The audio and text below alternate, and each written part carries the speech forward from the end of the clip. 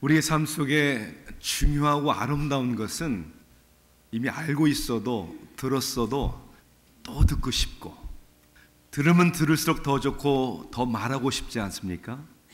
그리고 여러 모양으로 또 그 좋고 아름다운 것을 표현하죠. 해도 지겹지 않고 할수록 더욱 새롭고 그리고 감동이 있습니다. 어떤 것이 그럴까요? 사랑? 제가 아주 어렸을 때 대중가요 가사 노래가 생각이 납니다. 들었던 것이 1976년도에 발표된 노래인데요, 진미령 씨의 말해줘요. 이거 연세 드신 분들은 다 아실 거예요. 사랑한다고 말해줘요. 언제까지나 사랑한다는 말은 항상 들어도 좋아요. 들으면 들을수록 감동이 있어요. 들어도 새롭고, 그리고 사랑의 표현과 의미가 여러 가지잖아요. 그렇죠?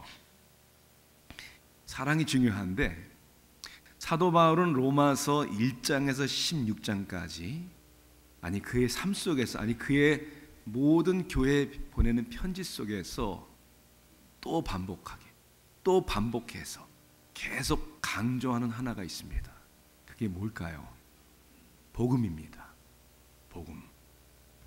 이 복음이 얼마나 중요하면 이 복음에 대해서 전하고 또 가르치고 또 이야기하고, 로마서의 주제는 하나님의 복음입니다. 로마서 말씀을 우리가 이제 오늘 두 번째죠. 지난주 1장 1절부터 7절까지, 오늘은 이제 8절부터 17절까지인데 하나님의 말씀을 우리가 보도록 하겠습니다. 로마서 1장 8절부터 17절까지의 말씀, 하나님의 말씀을 제가 봉독하겠습니다. 먼저 내가 예수 그리스도로 말미암아 너희 모든 사람에 관하여 내 하나님께 감사함은 너희 믿음이 온 세상에 전파됨이로다. 내가 그의 아들의 복음 안에서 내 심령으로 섬기는 하나님이 나의 증인이 되시거니와, 항상 내 기도에 쉬지 않고 너희를 말하며 어떻게 하든지 이제 하나님의 뜻 안에서 너희에게로 나아갈 좋은 길 얻기를 구하노라. 내가 너희 보기를 간절히 원하는 것은 어떤 신령한 은사를 너희에게 나누어 주어 너희를 견고하게 하려 함이니, 이는 곧 내가 너희 가운데서 너희와 나의 믿음으로 말미암아 피차 안위함을 얻으려 함이라. 형제들아, 내가 여러 번 너희에게 가고자 한 것을 너희가 모르기를 원하지 아니하노니, 이는 너희 중에서도 다른 이방인 중에서와 같이 열매를 맺게 하려 함이로되 지금까지 길이 막혔도다. 헬라인이나 야만인이나 지혜 있는 자나 어리석은 자에게 다 내가 빚진 자라. 그러므로 나는 할 수 있는 대로 로마에 있는 너희에게도 복음 전하기를 원하노라. 내가 복음을 부끄러워하지 아니하노니 이 복음은 모든 믿는 자에게 구원을 주시는 하나님의 능력이 됨이라.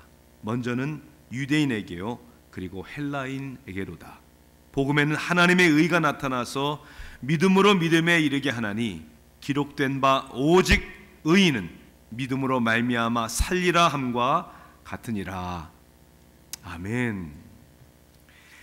우리가 지난번의 말씀을 우리 잠시 요약하자면 1절부터 7절까지 가운데 6절 동안 사도 바울은 자신을 소개하는데 좀 더 자세하게 길게 소개를 합니다. 그리고 이제 인사말을 끝에 7절에 로마에 있는 성도들에게 인사의 말을 전하죠. 자신에 대해서 길게 소개하면서 우리가 지난주에 본 것처럼 사도 바울은 6가지 복음에 대한 주제를 간단하게 설명을 합니다. 복음의 기원, 이 복음이 어디서 온 것이고 누구의 복음인가? 하나님의 복음이다, 이렇게 얘기를 합니다. 두 번째, 이 복음의 핵심이 뭡니까? 복음은 누구에 대한 이야기입니까? 그리스도에 대한 이야기입니다. 이 복음의 신뢰성, 어떻게 이 복음을 믿을 수 있는가? 이것은 구약 성경에서부터 하나님이 말씀하신 바, 기록된 바, 예언된 말씀이기 때문에, 또한 예수 그리스도의 부활의 능력으로 말미암아 이 복음을 우리에게 확증해 주셨습니다.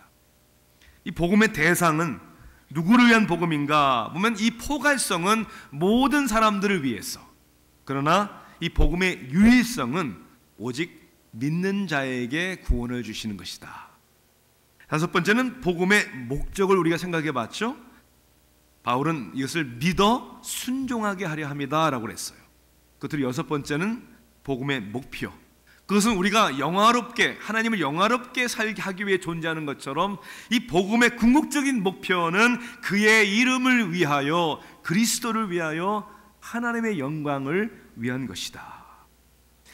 사도 바울이 로마에 있는 교회 성도들에게 편지를 하면서 그 내용을 보면 이 편지를 받는 사람들에 대해서 우리가 어느 정도 알 수 있습니다.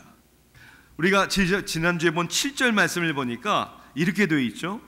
로마에서 하나님의 사랑하심을 받고 성도로 부르심을 받은 모든 자에게 하나님 우리 아버지와 주 예수 그리스도로부터 은혜와 평강이 있기를 원하노라. 먼저 하나님의 사랑을 받았다고 그랬습니다.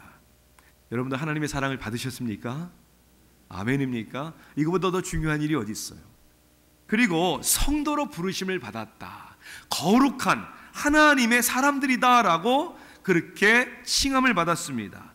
그들에게 은혜와 평강이 하나님으로부터 그리스도 안에서 있을지어다 나가 원합니다 라고 그들을 축복하면서 오늘 8절에 보니까 그들에 대하여 하나님께 감사하면서 그들을 칭찬합니다. 어떻게 해요?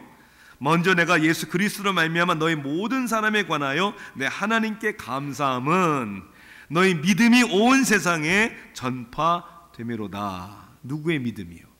그들의 믿음. 로마에 있는 성도들은 믿음을 가졌고 그들의 믿음이 소문이 나서 온 세상에 알려졌다. 바라기는 저와 여러분의 믿음이 우리의 자랑을 위해서가 아니라 우리 교회의 믿음이 온 세상에 알려지기를 간절히 소원합니다. 그렇게 살아야 되겠죠, 우리가. 그리고 사도 바울은 이렇게 그들을 칭찬하고 하나님 앞에 감사하면서 로마에 나는 가기를 원합니다. 나는 당신들을 만나기를 원합니다 라는 소원을 얘기하면서 방문하기를 원하는 이유를 얘기합니다. 오늘 뭐라고 되어 있냐면 신령한 은사를 나누어 주어 너희를 견고하게 하려 함이니 그리고 피차 나의 믿음 너의 믿음으로 안위함을 얻으려 함이라. 그리고 열매를 맺게 하려 함이라. 이렇게 로마를 방문하고자 하는 자신의 개인적인 이유를 설명을 합니다. 그런데 또 로마를 방문하고자 하는 사도 바울의 또 한 가지 이유가 나오는데 그 이유는 오늘 말씀을 보면 우리가 한번 논리적으로 볼 때 좀 납득이 가지 않는 한 이유를 밝힙니다. 그 이유가 어디에 나오냐면 15절에 나와요. 15절 한번 보세요. 그러므로 나는 할 수 있는 대로 로마에 있는 너희에게도 뭘 하기 원한다고요? 복음 전하기를 원하노라. 여러분 한번 생각해 보세요. 이 복음은 누구에게 전하는 것입니까? 복음을 모르는 사람들, 복음을 아직 믿지 않는 사람들에게 전하는 거 아닙니까? 그런데 이 편지를 받고 있는 사람들은 누구예요? 로마에 있는 이미 하나님의 사랑을 받은 성도들이라고 하고 있어요. 그런데 이들은 믿음을 가지고 있었고 이 믿음이 소문이 나서 온 세상에 다 알려졌는데 왜 그들에게 또 거기까지 가서 복음을 전하겠다라고 하는 것은 도대체 무슨 뜻입니까? 복음을 이미 듣고 믿는 사람에게도 증거해야 되는, 믿지 않는 사람이나 믿는 사람에게도 날마다 증거해야 되고 이 복음을 나눠야 되는 중요한 이유가 있습니다. 그만큼 중요하기 때문에. 왜 복음을 또 들어야 하는가? 왜 되새김질 해야 되는가? 복음을 우리 믿는 자들 가운데 교회 안에서 나눠야 되지만 또 교회 밖에 있는 사람들에게 왜 이 복음을 나눠야 하는가? 왜 또다시 또 반복해서 이 복음을 얘기하고 복음을 나누고 복음을 증거해야 되는가? 오늘 말씀을 보니까 그 가장 큰 중요한 이유를 우리에게 말씀해 주고 있습니다. 첫 번째는 왜 복음이 이렇게 중요하고 또 나눠야 하는가? 복음은 첫째 우리의 정체성을, 우리 아이덴티티를 확립하기 때문입니다. 자, 여러분들이 누구에게 여러분을 소개를 하라고 하면 어떻게 소개하시겠어요? 먼저 자신의 이름을 얘기하겠죠.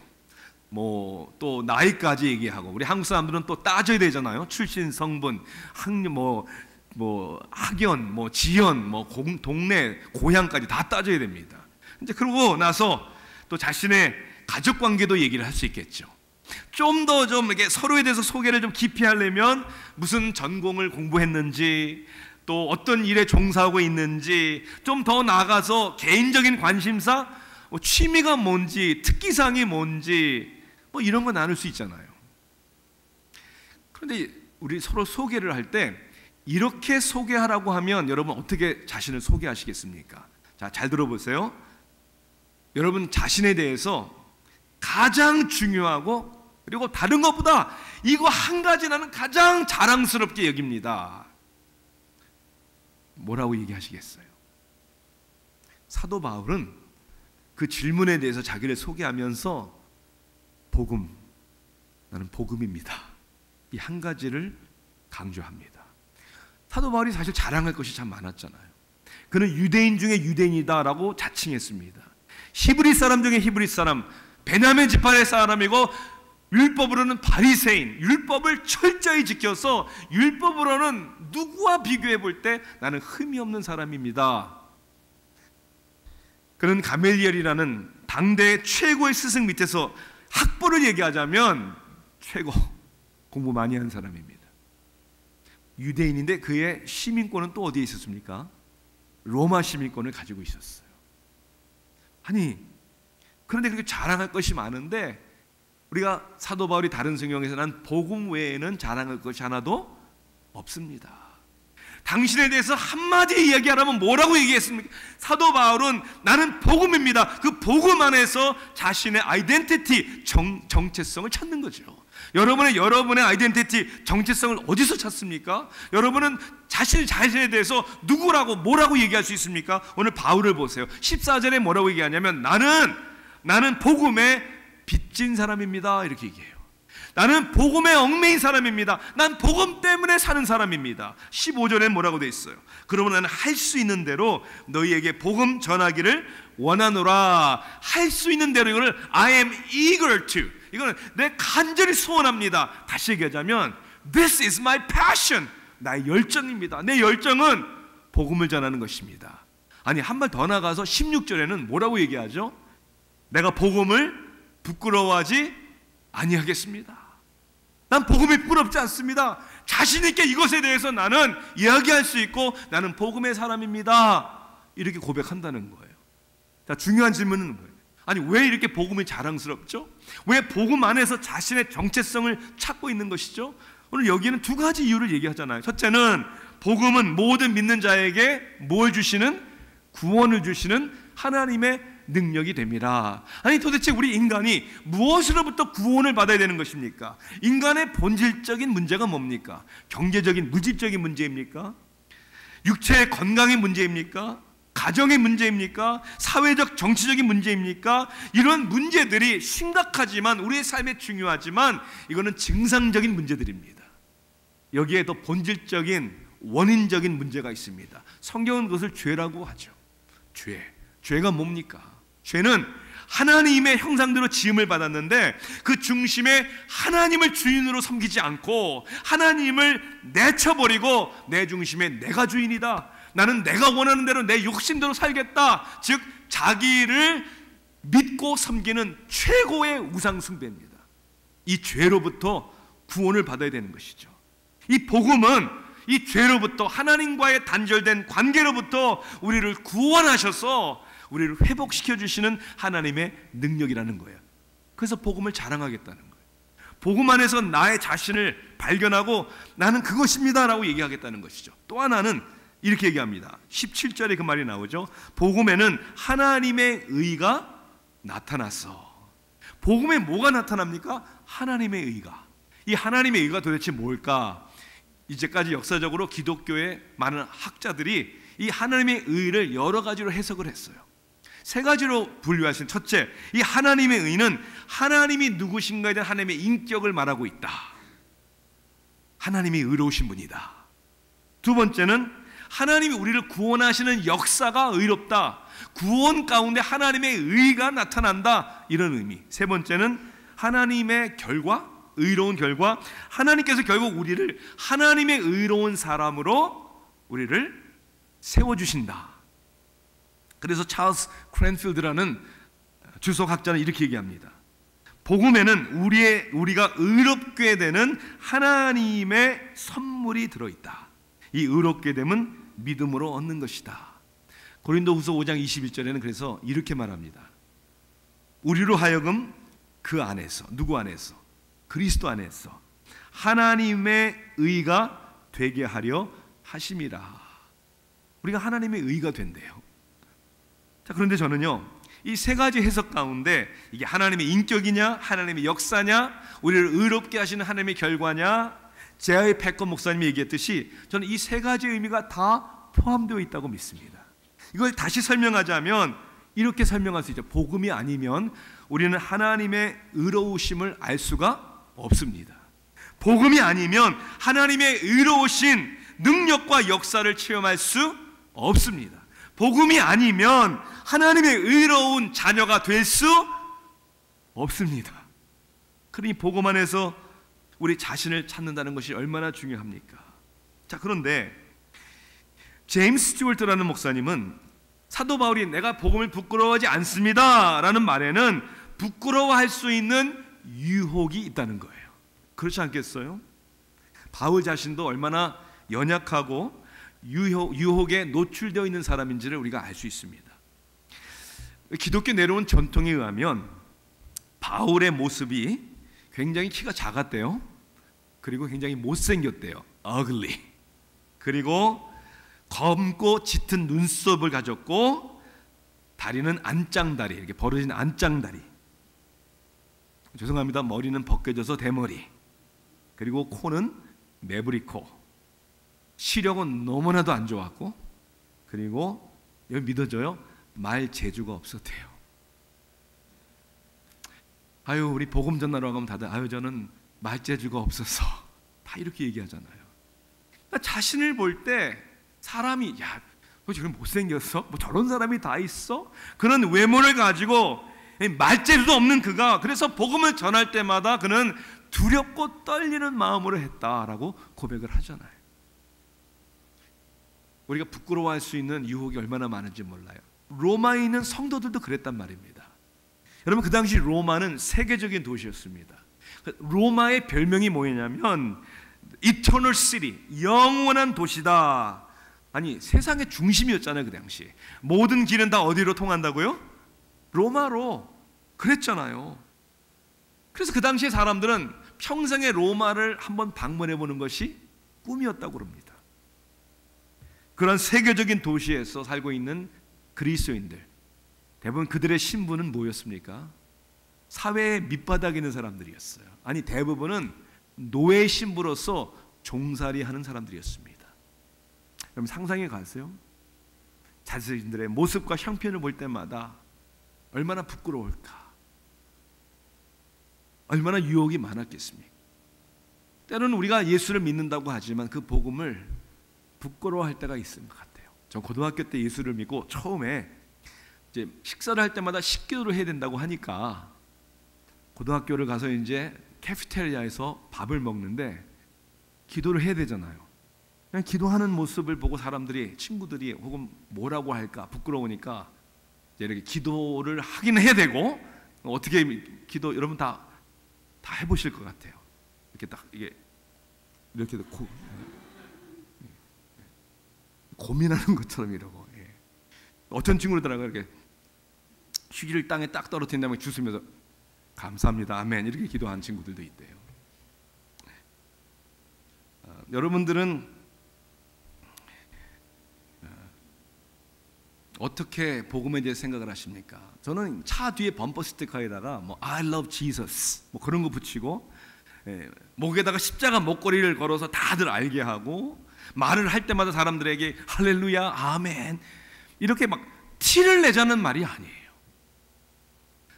내가 복음을 부끄러워하지 않는다는 얘기는 더욱이 다른 사람들이 나를 어떻게 보고 어떻게 생각하느냐가 아니라 내 중심에 내 인생의 가장 중요한 것이 뭐라고 생각하냐 했을 때 나는 주님이죠. 그리고 주님이 나를 위해 죽으시고 나를 구원하신 복음이죠. 누가 뭐라고 얘기해도 상관없이 이 좋으신 예수님을 자랑스럽게 여기고 지혜롭게 담대하게 증거하는 복음 안에서의 우리의 정체성을 발견하는 우리 자신, 우리 공동체가 되기를 주님의 이름으로 축원합니다. 복음을 왜 또 전해야 되고 또 들어야 되는가? 또 하나의 이유는 복음이야말로, 아니 오직 복음이야말로 우리의 교제를, 우리의 관계를 가능케 하기 때문입니다. 아니 바울은 한 번도 로마를 가본 적이 없어요. 그 로마에 있는 성도들을 만나본 적도 없습니다. 그런데 그들에게 편지를 하면서 그들을 향한 사도 바울의 마음, 사랑, 그리고 그들을 위해 기도하면서 그들을 그렇게도 만나보고 싶다고 얘기를 합니다. 그런 여러 마음의 고백을 하고 있죠. 10절에는 뭐라고 되어 있죠? 어떻게 하든지 이제 하나님의 뜻 안에서 너에게로 나아갈 좋은 길 얻기를 구하노라. 그들을 만나기를 하나님 앞에 기도를 한대요. 11절에는요, 내가 너희 보기를 간절히 원하는 것은, 너무나 보기를 원한대요. 13절에는요, 형제들아 내가 여러 번 너희에게 가고자 한 것을 너희가 모르기를 원하지 아니하노니. 도대체 사도 바울이 그들과 만나서 그들과 함께하고 그들과 교제를 나누고자 하는 그 핵심이 뭡니까? 무슨 교제입니까? 첫째는 오늘 그렇게 고백하잖아요. 믿음으로 서로 안위를 받는 교제입니다. 그렇게 얘기하잖아요. 너희와 나의 믿음으로 말미암아 피차 안위함을 얻으려 함이라. 이 세상에 여러분 무엇이 우리를 위로해 줄 수 있습니까? 무슨 말이 우리에게 용기를 줍니까? 복음 외에는, 하나님 외에는 우리를 친정껏 위로할 수 있는 것이 아무것도 없습니다. 왜요? 영원하지 않기 때문에. 다른 것들은. 자, 또 하나의 이유는 17절에 이렇게 얘기하잖아요. 복음에서는 하나님의 의가 나타나서 믿음으로 믿음에 이르게 하나니 기록된 바 오직 의인은 믿음으로 말미암아 살리라. 믿음 안에서의 서로 교제하면서 서로 위로하는 것이죠. 자, 두 번째는 은사로 서로를 견고하게 세우는 교제입니다. 11절에 그렇게 말하여 내가 너희 보기를 간절히 원하는 것은 어떤 신령한 은사를 너에게 나누어 주어 너희를 견고하게 하려 함이라. 서로 만나서 복음 이야기하면서 서로의 연약한 마음을, 연약한 믿음들을 세워주고 서로 견고하게 해주는 것이죠. 사랑하는 성도 여러분, 복음 안에서 우리가 이런 교제가 있습니까? 복음이 없으면 이런 교제는 불가능합니다. 여러분, 친목단체는 될 수 있어도 코노니아의 교제는 되지 않는 거예요.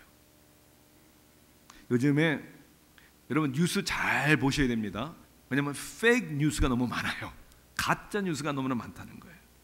그래서 진짜인지 가짜인지를 꼭 확인해 보셔야 합니다. 어디 인터넷에서 봤다고 다 믿으시면 안 되는 거예요. 페이크 뉴스가 있는 것처럼 페이크 가짜 크리스천들이 많대요. 오늘날 교회 안에도 있다는 거예요. 네, 겉으로 볼 때는 진짜인 것 같은데 아닐 수 있다는 거예요. 어떻게 진짜인지 가짜인지를 알까요? 교회 열심히 다니는 사람들이 진짜 성도입니까? 아니, 진짜 성도는 열심히 다녀야죠. 그러면 열심히 다니는 것이 진짜 성도만은 다 아니라는 거예요. 찬양을 막 뜨겁게 하고 예배를 드리면 진짜입니까? 아니요, 그래도 가짜일 수 있어요. 직분을 받으면 다 진짜입니까? 직분을 받았는데도 가짜가 많습니다. 가짜 목사도 많을 거예요. 주님이 오죽하면 내가 너희를 모른다라고 하신다고 말씀하셨겠습니까? 그래서 팀 켈러 목사님은 가짜 크리스찬이 누군가, 그래서 가짜 크리스찬은 절대로 대답할 수 없는 세 가지의 질문을 이렇게 나누십니다. 자, 여러분들 이 질문에 한번 생각해 보세요. 내가 가짜인지 진짜인지. 가짜는 이 질문에 대답할 수 없다. 첫째, 첫 번째 질문, 이렇게 질문하면요, 당신의 삶 속에 하나님의 임재와 함께 하심의 증거가 무엇입니까? 이제 풀어서 얘기하자면 지난 한 주간에 여러분 실제로 하나님을 어떻게 경험하셨습니까? 정말 하나님이 함께 하신다는 것을 느끼셨습니까?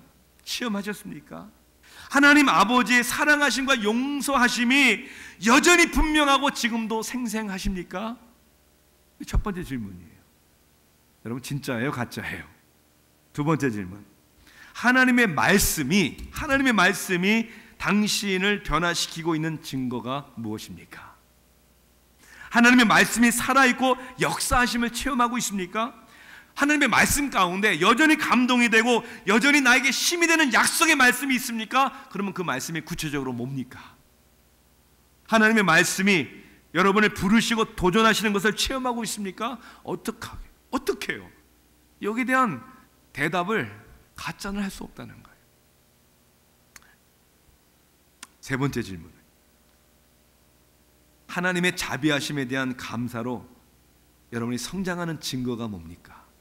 구체적으로 생각해 보자면 하나님의 은혜가 과거에도 있었지만 더욱더 지금도 영광스럽고 하나님의 은혜가 내 가슴을 뭉클하게 하고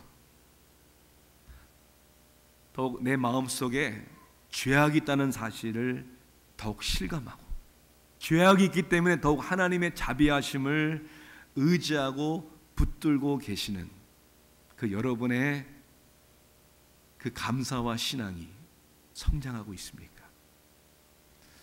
우리가 교회라는 공동체를 생각해 볼 때 우리가 무엇 때문에 만난 거예요? 여기 우리가 왜 모인 거예요? 예수님 때문에. 맞습니까? 복음 때문에. 그러면 복음 안에서 교제를 해야죠. 우리 만남 속에서 예수 이야기를 해야죠. 우리 만남 가운데 하나님을 섬기는 삶의 나의 갈등과 기도 제목을 나누면서 서로 위로하고, 할렐루야, 아멘, 서로 견고하게 세워지도록 사람들을 정죄하고 판단하는 게 아니라 용기를 주고 응원의 메시지를 보내주고 하이파이브를 좀 하고 내가 기도해 줄게요 형제님을 위해서, 이 관심을 갖는, 함께 성장하는, 복음 안에서 교제하는 우리 아틀란타 세교회 공동체가 되기를 간절히 축원합니다. 끝으로는 왜 복음을 또 거듭 말해야 되는가? 왜 반복해서 복음 안에서 우리는 우리의 사명을 발견하고 감당하기 때문입니다. 13절에 사도 바울이 이렇게 얘기하잖아요. 너희 중에서도 다른 이방인 중에서와 같이 열매를 맺게 하려 함이로되. 무슨 열매예요? 복음의 열매예요. 복음의 열매. 이 사도 바울의 이 편지 로마서는 주 약 57년경에 써졌다라고 성경학자들은 얘기를 합니다. 고린도에서 썼을 것이다 라고 100% 정확한 건 아니지만 추측을 합니다. 그렇다면 57년, 주 57년은 사도 바울이 이미 1차, 2차, 3차 전도 여행을 마치고 돌아온 후의 이야기입니다. 곳곳에 다니면서 사도 바울이 복음을 전하고 그 곳마다 교회를 세웠습니다. 이 1차, 2차, 3차를 전도 여행할 때 그 전도의 요충지는, 중심은 안디옥이었습니다. 안디옥을 중심으로 해서 선교 활동을 한 것이죠. 그것은 로마가 지배된 당시의 동쪽 지역이었습니다. 이 사도 바울의 비전이 뭐냐면 이제 서쪽 지역으로, 이제 로마를 중심으로 해서 서부 지역에도 복음을 증거하기를 원하니까 로마에 있는 성도들에게 복음에 대해서 편지하면서 이 복음은 우리를 그냥 가만히 있게 만드는 것이 아니라 이 복음을 외쳐야 되고 증거해야 되고, 그래서 로마를 중심으로 결국 사도 바울은 스페인 서바나까지 가서 복음을 증거하게 되죠. 이 사명이 얼마나 사도 바울의 마음을 무겁게 했는지, 뭐라고 하면 나는 이렇게 얘기합니다. 헬라인이나 야만인이나 지혜 있는 자나 어리석은 자들에게 다 빚진 자라, 이렇게 설명합니다. 아니 뭐 돈을 꾼 적이 있나요? 아니, 그런 의미가 아니잖아요. 복음의 빚을 진 거예요. 이것을 이렇게 설명할 수 있죠. 여러분이 만약에 누구에게 뭘 빌렸는데 갚지 않으면 그 빚진 겁니다. 그런데 또한 누가 여러분에게 전하라고 맡겼어요. 뭐를? 돈을 맡겼든지 물건을 맡겼는데 그 물건 맡긴 것을 전하지 않으면 빚진 거예요. 그렇죠? 하나님께서 우리에게 그리스도를 통해 복음을 전하라고 맡겨주셨습니다. 맞습니까? 이 복음을 전하라고 했는데, 맡겨주셨는데, 이 사명을 주셨는데 이것을 전하지 않으면 여전히 빚지고 사는 거예요. 그래서 빚진 자라 이렇게 얘기하는 거예요. 좀 더 자극적으로 설명해 볼까요? 제가 예를 들자면, 많은 사람들이 죽어가는데 그 죽어가는 사람을 살릴 수 있는 비결이 저에게 있다고 한번 생각해 보십시다.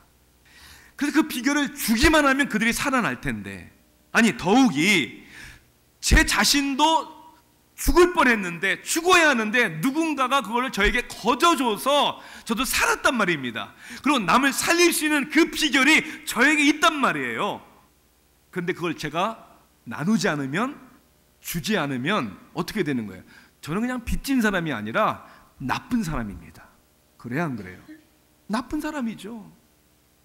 복음을 받아서 믿게 되었는데, 제가 청소년 때 방황할 때 목사님께서 저에게 복음을 설명해 주셔서 복음을 믿고 자유하고 내 삶의 비전을 발견했는데, 그 복음이 나에게 있는데 여전히 방황하는 사람들, 소망이 없는 사람들이 있는데 그들에게 복음을 전하지 않으면 정말 복음을 믿는 사람일까? 생각해 봐야 되는 것이죠. 죄와 허물로 죽은 사람들을 위해 나의 삶을 통해, 메시지를 통해 복음을 나눠야죠. 이것이 우리의 사명입니다. 복음 안에서 우리의 사명을 발견하고 그 사명을 위하여 우리의 생명을 던져 달려가야죠.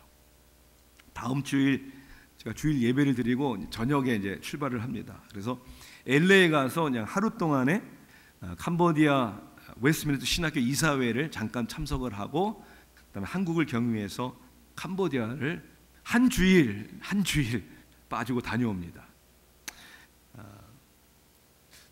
공베드로 선교사님이 캄보디아에 들어가셔서 그 교회를 개척하신 지가 이번에 20주년이에요. 참 저하고 연세가 비슷하거든요. 30대 중반에서 50대 중반까지 20년의 그의 젊은 생애를 캄보디아를 위해서 다 바치셨어요. 그는 한국으로 돌아갈 계획도 없으세요. 20주년 기념 행사, 그리고 우리 교회가 그동안 기도했고 후원해왔던 그 현지인 사역자 실롱과 소카 목회자가 이제 목사 안수를 받고 이제 위임을 받는 이제 그러한 행사에 제가 이제 설교 초청을 받아서 다녀오는 것이죠. 저는 거기 가서 로마서 1장 이 말씀을 통해 복음을 또 증거할 겁니다. 우리가 부끄러워하지 말아야 복음을 증거할 것입니다. 공베드 선교사님과 사모님과 만나서 교제를 나누며 복음의 능력과 비전을 함께 나누고 서로의 안위와 권면과 그리고 다시 우리들의 사명이 뭔지를 목회자로서 선교사로서 또 다짐해 볼 것입니다. 현지 사역자들, 청년 리더들, 그들과 시간 내내 자주 만나 식사 대접하면서 캄보디아의 유일한 소망은 복음, 예수 그리스도밖에 없다는 것을 우리 한번 다시 다짐해 볼 것입니다. 왜냐하면 정말 그렇게 믿기 때문입니다. 저는 말씀을 마치면서 여러분에게도 두 가지의 숙제를 한번 드려보고 싶어요. 두 가지의 숙제를. 어려운 거 아닌데요. 첫째는 조용하게 혼자만의 시간을 가지시고 오늘 말씀드린 대로 복음이 여러분들에게 어떤 의미인지를 생각해 보시고 간단하게 한번 써보세요. 나는 복음 안에서 누구인가? 도대체 복음은 나에게 어떤 의미가 있는가? 복음은 나의 삶에 어떠한 영향을 미쳤고 복음으로 나는 어떻게 변화되었는가? 생각해보면 한번 써보세요. 만약에 여러분이 쓸 수 없다면 복음을 정확하게 다시 들어볼 수 있는 기회를 가지십시오. 저에게 연락해 주세요. 제가 만나서 설명드릴게요. 정말 더 지체하지 마시고. 첫 번째 숙제고요. 두 번째 숙제는 그걸 정리해서 좀 쓰셨잖아요. 한 주간에 그것을 누구에게 나눠보세요. 아니 항상 그렇게 해야 되는 거 아니에요. 원래 나눠보세요. 부부가 한번 서로 나눠보세요. 남편이 아내가 복음이 나에게 어떤 의미인가를 한번 부부 사이의 신앙 고백을 한번 해보십시다. 저도 한번 해볼 거예요. 여러분 자녀들에게도 한번 나눠보세요. 아빠가 아이들에게, 아들에게, 딸에게 아빠가 막 교회 다니고 신앙생활 하는 거 이거 다 그냥 행위가 아니라 복음을 믿기 때문이야. 아빠는 복음이 이런 의미야. 아빠에게는 복음이 이렇게 중요하고 예수님이 중요해. 이야기를 하셔야죠.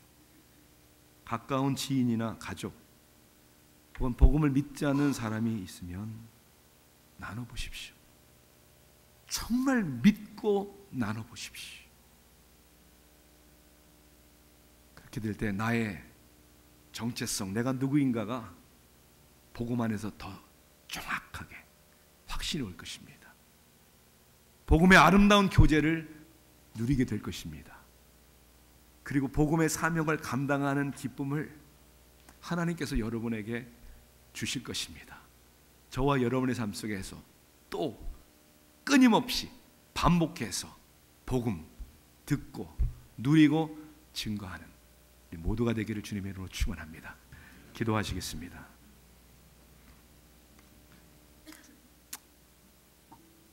하나님, 우리에게는 무엇이 중요했었는지, 정말 꽃이 시든 것 같이 세상의 것은 다 지나가왔는데 바울은 복음 외에는 자랑할 것이 없다라고 얘기했는데, 하나님, 과연 우리도 그렇게 느끼는지, 하나님, 우리의 삶에 이 복음이 끊이지 않도록 반복하여 되새김질하고 복음의 의미를 누리고 복음을 증거하게 하옵소서.